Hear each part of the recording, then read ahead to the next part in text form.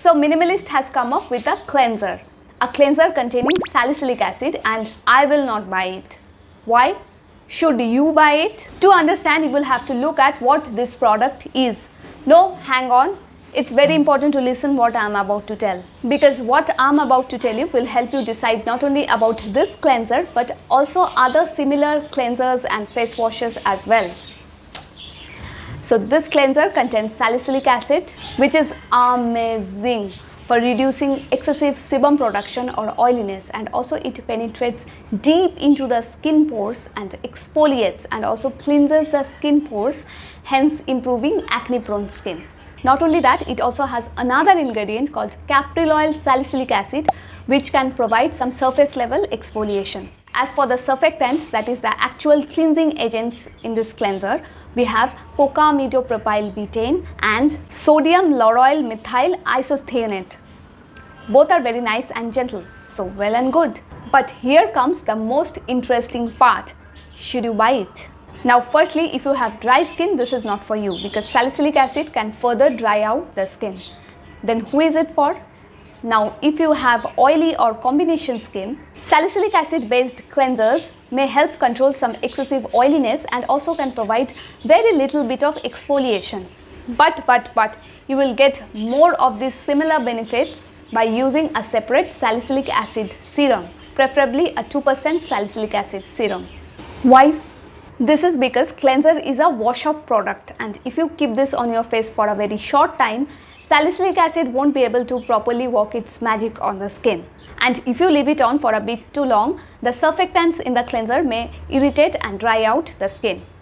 Whereas for a serum, you apply the serum and leave it overnight. You know the exact dosage you're getting, and also the product gets to work efficiently all night long. Another case scenario where this cleanser may help you is this cleanser, being a low pH one, may help your serums containing pure vitamin C or L-ascorbic acid penetrate and work better. But then again, there is a risk of irritation in applying salicylic acid and pure vitamin C together. So be careful. Our skin can really act as those moody kids of your co-passengers on a flight who just wouldn't let you live in peace. Now coming to why I won't buy this product. I have a normal to combination skin, and I do have blackheads on my nose, but I can tackle them easily and manage them with a lactic acid serum. If I would at all use a salicylic acid, then I would prefer a salicylic acid serum, and maybe I would use it only twice a week on my nose and on my forehead area only. And for a cleanser, I prefer a moisturizing and a hydrating one. So since I don't like to waste products, let's all of us be a little bit more eco-friendly.